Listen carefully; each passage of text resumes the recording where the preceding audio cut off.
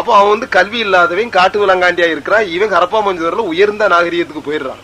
அதான் கடவுள் நிலையை பற்றி கூட மறைமலடிகள் சொல்வாரு, கடவுள் உண்டு என்பதும் ஒரு குறிப்பிட்ட வளர்ச்சிக்கு மேலதான் தோன்ற முடியும். காட்டு விலங்காண்டியா மனிதன் வாழும்போது அவனுக்கு கடவுள் தெரியாது. அப்போ உடனே அவன் பெரிய ரேஷனிஸ்ட் பகுத்தறிவாதியா இருந்திருக்கான், பெரியார் கட்சிக்காரனா இருந்தா முதல்ல மனிதன் தோன்றனவே. கடவுள் இல்லைன்னா இருந்தான். அவனுக்கு விலங்குகளுக்கு கடவுள் தெரியாது, அது உயர்ந்ததா? அதே மாதிரி மாந்தே சாதாரணமா இருந்தா விலங்காண்டியா பல கோடியாண்டா, அவன் உயர்ந்த சிந்தனையாளனா இல்ல. கடவுள் உண்டு என்ற சிந்தனை கூட ஒரு குறிப்பிட்ட நிலை வளர்ந்த பிறகுதான் அவன் சிந்திக்கிறான். ஓஹோ, இதெல்லாம் எப்படி வருது, இதெல்லாம் இருக்கணும் என்று குறிப்பிட்ட வளர்ச்சியின் பேர்ல தோன்றதான் கடவுள் நிலை. அதுக்குள்ள முதலாளித்துவம் தக்க வைத்துக் கொண்டு தன் வேற விட்டு அதை ஆதிக்கமா மாத்துது. அதை மறுக்கிறதா நம்முடைய வேலை.